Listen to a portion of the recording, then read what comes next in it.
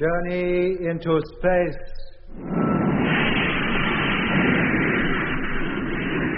The BBC presents Jet Morgan in The World in Peril.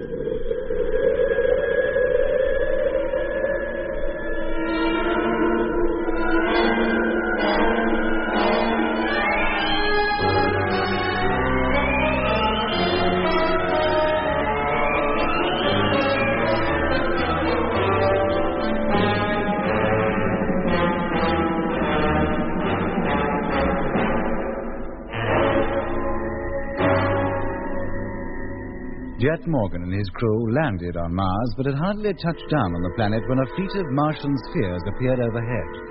All four men then lost consciousness and awoke to find themselves confined in a dark chamber.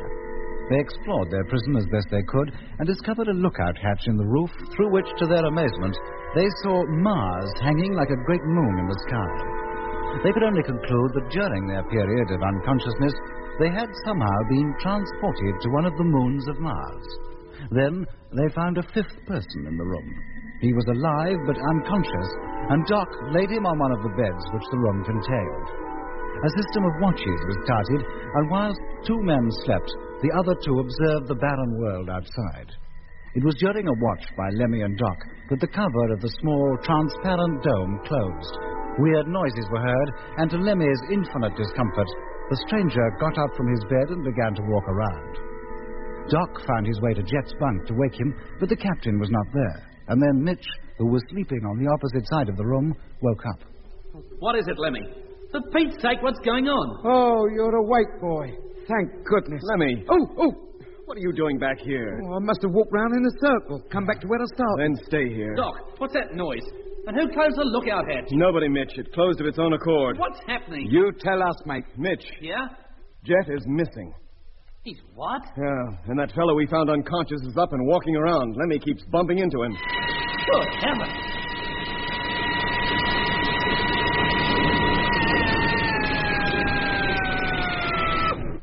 What's that? We don't know. Noises like that have been going on for the last 10 minutes or more. Well, I'm coming down, Doc. Keep talking so I can find my way to you. No, Mitch, wait. Stay where you are. Well, why? Look at the floor. It's glowing. Part of it, anyway. A circular patch. Like a transparent manhole. It is a hole. I can see down into it. You can? Yeah, Doc. That must be the entrance to this place. Truth. Oh, blimey. That manhole's opening.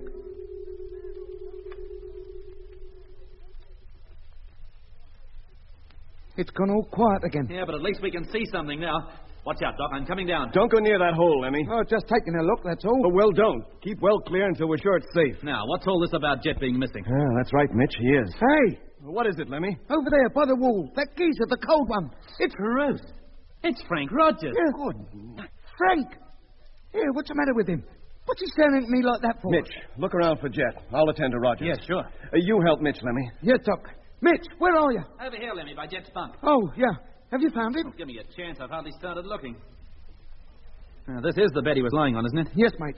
Well, he's not here now. So Doc discovered in the dark. Hey, look. Huh? There he is, under the bed. Well, what's he doing down there? Hey, Jet. Jet! Come on, wake up, you hear? Oh, thank goodness.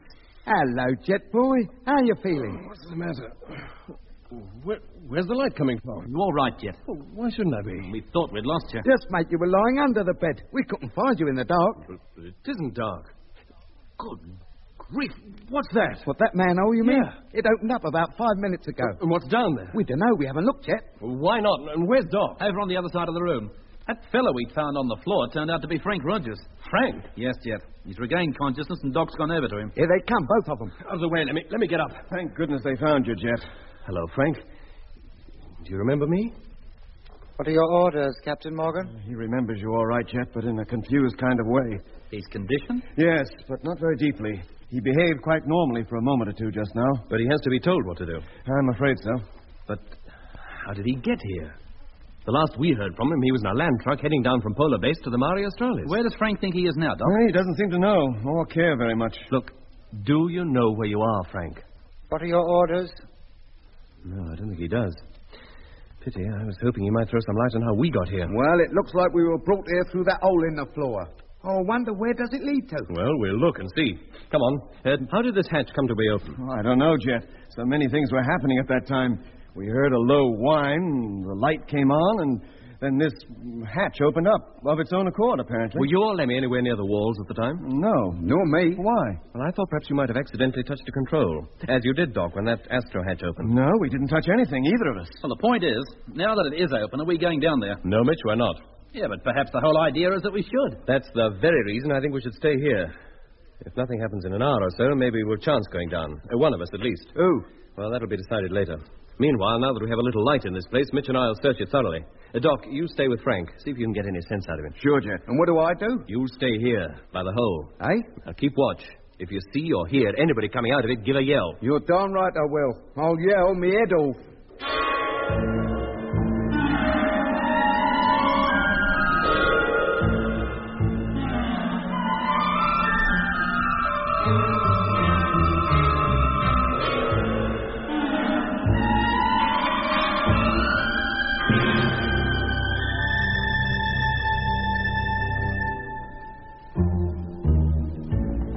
Jet and Mitch's search of our prison revealed little more than we had already discovered when we first felt our way around it in the dark. As we had surmised, the place was circular in shape, with smooth walls about 10 feet high and a dome-shaped roof with a lookout hatch in the center. The little panel Jet and I had found in the dark, and which operated the shutter over the hatch, refused to function now, even though Jet tried the control a number of times. While the investigation was being carried out, Lemmy sat by the opening in the floor, listening intently for any sound that would herald the approach of visitors, Martian or otherwise. Meanwhile, I made a thorough examination of Frank Rogers. He appeared to be in the same state as Mitch had been when we rescued him from the city in the lack of solace nearly a year ago.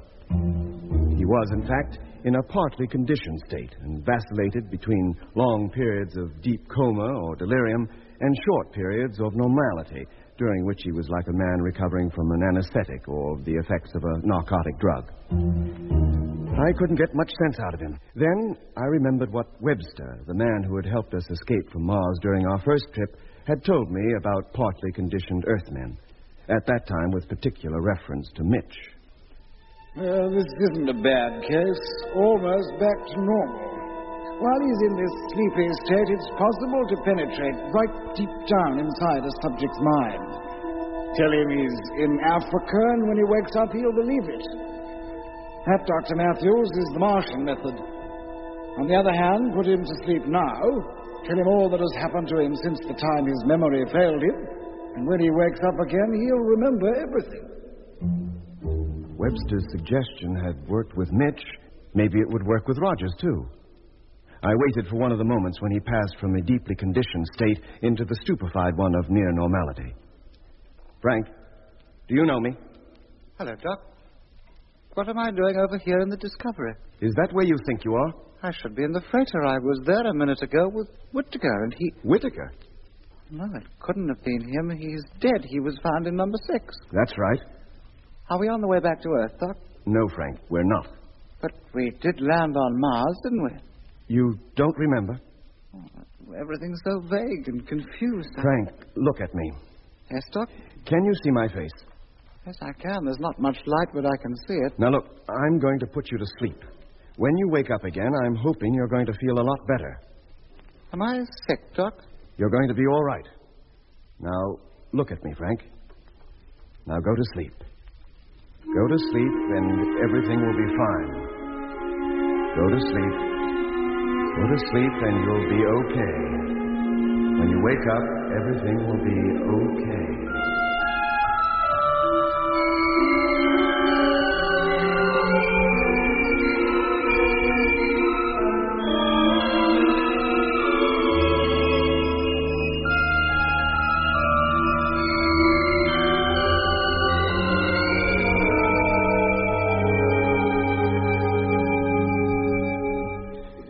Doc, how is he? He seems to have been asleep for a long time. Maybe. How can we tell? We've no means of measuring time in this place. But he's going to be all right, Doc. I hope so. I think his temperature is rising. His pulse is quickening, and his breathing gets gradually deeper. All good signs. It was that way when I deconditioned you, Mitch. Yes, but how soon before we know for sure? Well, if all goes well, he should wake up feeling normal. And how much of the past year will he remember? That I don't know. Mitch remembered nothing until we reminded him of events in which we knew he was involved. But we know nothing of what happened to Frank. Yes, I realize that. And so I think everything that happened to him since we last saw him will be just a blank in his memory. Yeah, but is there no way of getting him to recall events? He must know a lot of things that would be very useful to us. If he could revisit all the places he's been in the last year or more down on Mars, maybe it would jog his memory. A fat chance there is of that. We're not even on Mars. Oh, keep your voice down, Mitch, and let him sleep. Better if he can wake up on his own good time. Sorry, Doc, I didn't think. Look, let's get over to the other side of the room. We can talk there without disturbing him. Yeah, come on. We'll see how Lemmy's getting on. I've been sitting here listening so hard, my ears are growing. But you've heard nothing. No, mate, heard nothing and seen nothing. How long is it now since this hatch opened, I wonder? Oh, it must be hours. I seem to have been sitting here forever. It may seem that way, but it probably isn't very long. It must be, Mitch. I'm getting that hungry, and I'd give anything for a drink. I feel much the same. The time we've been in here might well amount to days. Might well, including the time we were stretched out on those bunks unconscious. Well, I don't think anybody intends to come up here. The hatch opened so we could go down, you mean? Well, why not? Well, if it's an invitation to dinner, they might have told us, whoever they are. Well, why should they? And there's know that hunger or thirst will send us down eventually anyway. And what happens when we get down? I hate to think. Well, hungry or not, I'm for staying here. Let them come to us. Look, what difference does it make who goes to whom? But what about Rogers, Jet? We can't leave him here alone, and I don't want to wake him before he's had his sleep out. How long was it, Doc, before I woke up when I was in Frank's state? About 16 hours. No, Doc, you can't go. And we can't leave you here with only Rogers for company. Of course not. You intend to go down there, then? Oh, yes, Mitch, I do. I don't think we learn anything by just waiting. Then I'm coming with you. No, Mitch, you stay here, too. You can't go down there alone, mate. I don't intend to. Well, I was going to say. You'll come with me. Me? Be careful, Jet. Do you think I won't be, Doc? Now, let me put on your suit. Me suit? But what for? With no helmets anyway. No, but the radios might be useful should we get separated. Yeah, I suppose they would. Always assuming they work. Very well, then, get a move on. We start down those steps just as soon as we're dressed. All right, Lemmy, you ready? Yes, mate. Then check your radio, see if it functions. Hello. Testing radio. Can you hear me? Yes, Lemmy, I can. Can you hear me? Yes, Jet. Very well. Switch off. We'll use them only if we have to. Now, I'll lead the way. Well, take your time. Come on, Lemmy. I'm right behind you. Don't worry. Not very easy to walk down. There's no rail to hang on to. Go on, Lemmy, down you go. All right, Mitch. You told me to take me time, didn't you? Jet's turning the corner already. What's round it, Jet? More steps. Goodness knows how far down they go. Well, wait for me. You're not in that much of a hurry, are you? All right, I'm waiting. Come on. There goes Lemmy round the corner. Now they're both out of sight. Can you hear us? Yes, Mitch, we're still descending. Can you see? Yes, there are lights in the wall. Every couple of feet or so. Hey, what's that? The hatch, it's closing. Jet, come back! Doc, for Pete's sake, don't let it close. Hang on to it. Good grief, it makes no difference. Get your fingers out of the way, quick. Doc, they're shut in down there. Jet! Calm down, Mitch. But they're trapped. Who closed that hatch, and how did they know Jet and Lemmy were in there? Wait a minute. Looks like they're coming back. Jet, can you hear me? No, he can't. That manhole cover's too thick. Mitch, get your suit. Bring it over here. What for? So we can talk to them over the radio. Oh, yeah. Hang on a minute. Oh, hold it, Lemmy. We're doing all we can. Here you are, Doc. Oh, good. Hello, Jet. Hello, Doc. What happened? Oh, you hardly got out of our sight when the hatch closed. We tried to stop it, Jet, but even with both of us hanging onto it, it made no difference. Well, what do we do now? Just stand here with Doc and Mitch staring at us like we was fish in the Brighton Aquarium? Well, so long as the radios are working, we'll go on, Doc. Just as arranged. But keep in touch. Okay. Here we go, then. Come on, Lemmy. Keep close to me. You don't have to tell me. Oh, there they go. And now they're disappearing round the bend. Round the bend is right. Can you hear me, Jet? Yes, Doc. Still descending. On the second turn now. He's not very loud, is he? Still descending. No, he isn't. Jet, Yes, Doc? is your radio okay? You're not very loud. Neither are you. In fact, the further we go down, the fainter you get. Same with you, Len? Yes, Jet. But what else do you expect? Our signals are blocked. It's solid rock we're walking through. I don't think there's much we can do about it, Doc. How far down are you now? Must have come about 20 feet. Yeah, we're going to lose contact with them altogether soon. Can you still hear us, Doc? Yes, Jet, but only just. Barely hear you. What was that? Hello, Jet. What did you say? They must be way down by this time. We've lost contact with them altogether now.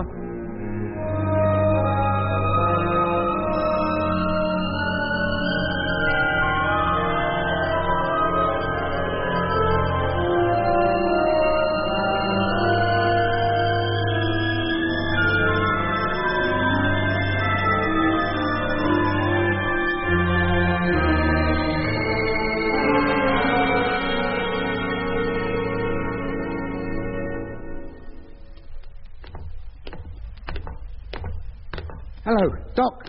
Doc, can you hear me? Obviously he can't, Lemmy, so there's no point in calling him anymore. Switch off your radio. But how are we going to let him know if anything happens to us? If anything does, I don't suppose we'll be in a position to let anybody know anything. And what if you and me get separated? There's no guarantee of our keeping in touch with each other. Then we'll see to it that we don't get separated. Well, let's hope it's as easy as that.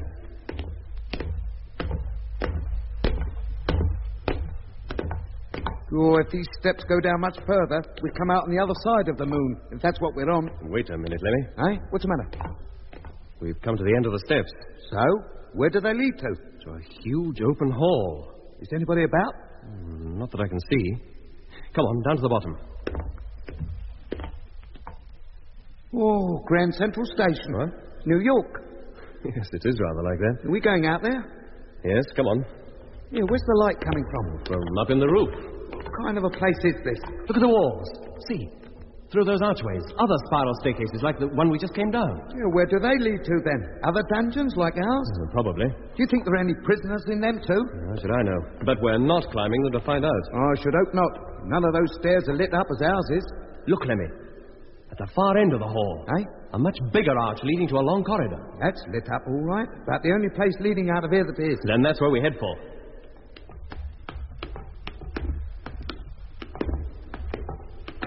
This place seems to be carved out of solid rock, like a great cave. Beautifully carved it is, too. Oh, look at those designs up there. Yeah. Like those rock carvings you see in South America. Aztec or Magyar or some such name. Aztec and Maya, Lemmy. Yeah, well, that's what I said. It must have taken years to do. Yeah. Here, wait a minute. Those pyramids we saw on Mars. What about them? Well, they were step pyramids. You find that kind of thing in South America too, don't you? Remnants of an ancient civilization. Yes, Lemmy, but I'd say the Martian pyramids were more in the nature of the ziggurat. A ziggurat? A ziggurat, a kind of step pyramid built by the ancient Babylonians. Go on. Are those carvings Babylonian too, then? Oh, no, Lemmy. Far from it. And neither are those arches with the steps behind them. They look more like what you might find in an old castle. Yes, sort of Norman. Yeah, that's what I meant. Hold it, Lemmy. What's up? I want to take a good look down that corridor before we go any further, that's all. What for? There's nobody in sight. It's that makes me cautious. And what difference does it make if we do meet anybody? We've got nowhere to run to. I'm certainly not nipping up any of them dark stairways. I'm going nowhere where I can't see to put me feet. Come on, we'll walk slowly and keep close together. Wait a minute. Listen. What do you hear? Somebody's singing. What? You must hear it. It's as plain as... Blimey. I can hear that. That's the same noise Doc and me heard upstairs, before that transparent hatch opened. What on earth is it? That noise has stopped, but the singing hasn't. I don't hear any singing, Lemmy. Well, I do. There. Now it stopped. Where did it seem to come from? I don't know. From all round. Like that noise just now. I couldn't pin it down to any particular direction. But you don't hear it anymore? No, mate. You must have been imagining it. I don't think so, Jet. Or perhaps it's connected with that other noise in some way and you thought it sounded like singing. That's what it did sound like, and that's what it was. Well, let's keep going. Down the corridor? Yes, and keep your eyes open. Look out for doors or any kind of opening in the walls. Yeah, both walls seem perfectly smooth from here, as far as I can see. Well, watch out just the same. Yes, sir.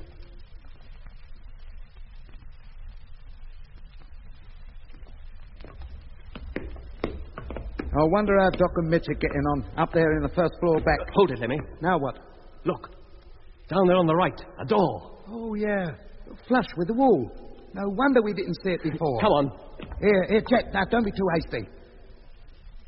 Fits very snugly, doesn't it? Yeah, like it was airtight.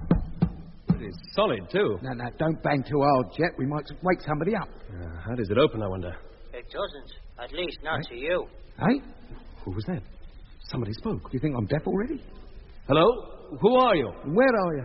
We didn't realize you were awake.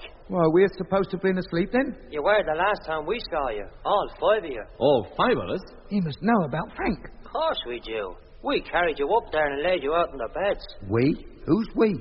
Where are the rest of you? Or have only 2 of you woken up? Look, before we answer any more of your questions, would you mind telling us where we are and what's going on? Of course. You're aboard number 734. Oh, thanks very much. That explains everything. 734 what? Asteroid 734. Asteroid? Is that what this is, an asteroid? We thought we were on one of the Martian moons. The moons are already occupied by the enemy. There's no point in taking you there. That all depends on who you mean by enemy.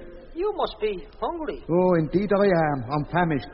Then keep walking. Straight down the corridor. There's plenty of food for everybody here. Where? Straight down the corridor, I said. But don't attempt to enter any door until I tell you. There's nothing to be scared of. Yeah, I don't like this, Jet. You think I do? Look, let's go back to Doc and Mitch. And, Starve? Oh, straight down the corridor. Very well, whoever you are. Flynn is my name. Flynn. Very well, Mr. Flynn. We're walking down the corridor now. Good. Stop at the 5th door you come to. Hey, listen. There's that singing again. Oh, Crikey, what's that?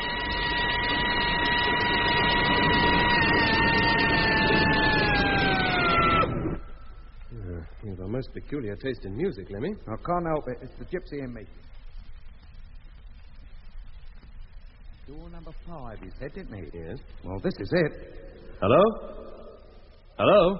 Hey, Paddy, we're talking to you. Can you hear us? How did you know my name is Paddy? Well, it's a common Irish name, isn't it? And how did you know I was Irish?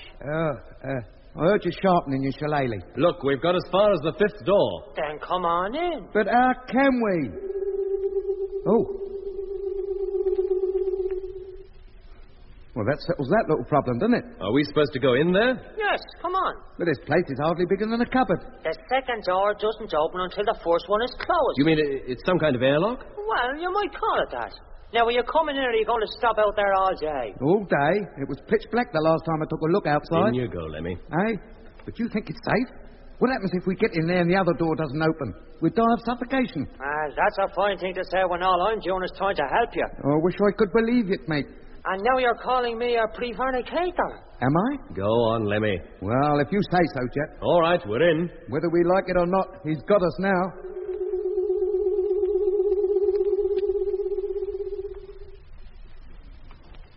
Well, come on. What about this other door, eh? Hello? Hello? Hell. Now, what did I tell you? He has got us. We should never have... Who? Then he was speaking the truth. But who is he? When that door opens, we shall find out.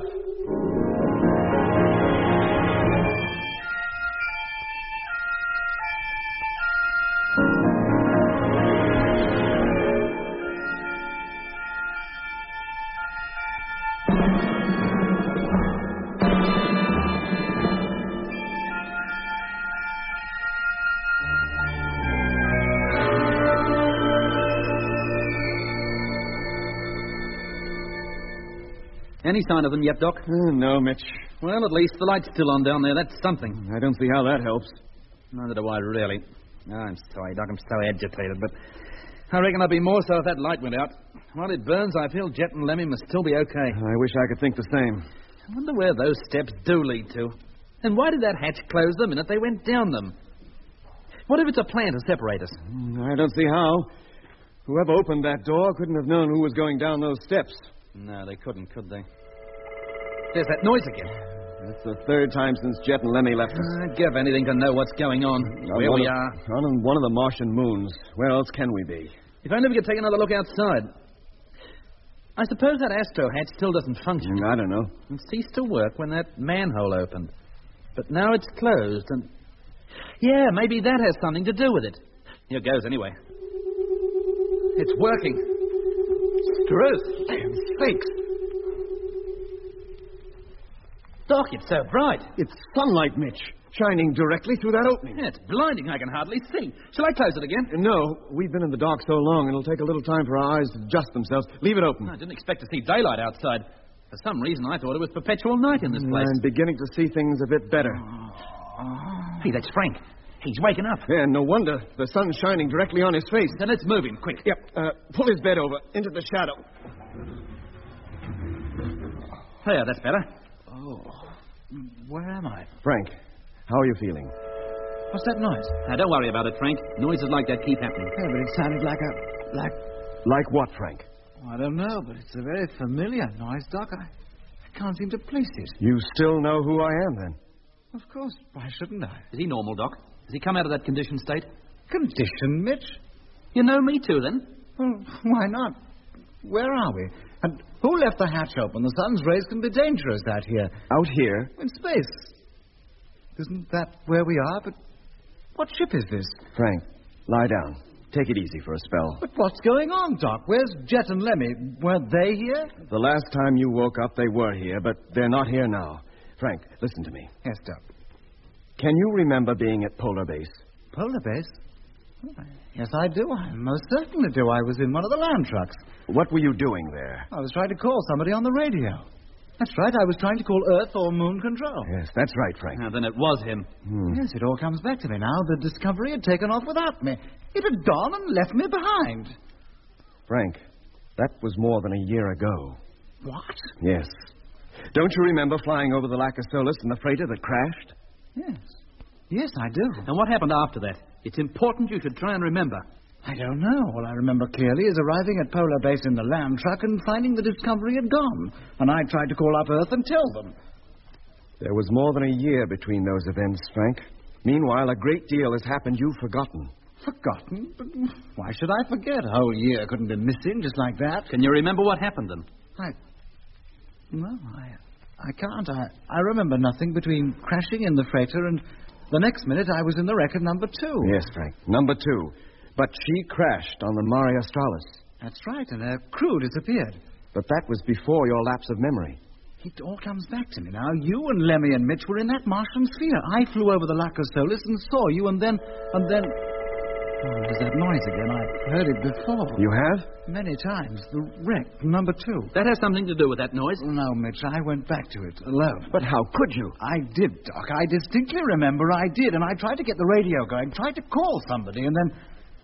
Oh, that's all I remember about that. The next thing I knew, I was at Polar Base trying to contact Earth. It was imperative that I contact Earth. No, of course, if you'd been left behind. No, it wasn't because of that, Mitch. I had a message, a most important message. I had to get through. There wasn't much time. We heard your call, Frank. You did? But where from? Never mind that now. What was the message? Well, the fleet. That was it, the fleet. You thought you were in it? You thought you were still in the original fleet during our first trip here? Oh, no, not our fleet, the Martian fleet. That was it. I had to warn Control. What did you have to warn Control about? About the invasion.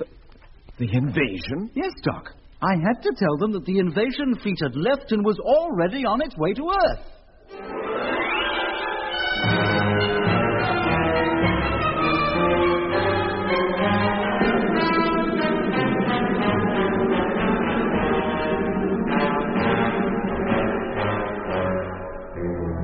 That was episode 9 of Journey into Space. Taking part in this recording were Andrew Foles as Jet Morgan, Alfie Bass as Lemmy, Guy Kingsley Pointer as Doc, and Don Sharp as Mitch. Other parts were played by David Jacobs and Pat Campbell. The orchestra was conducted by Van Phillips, who also composed the music.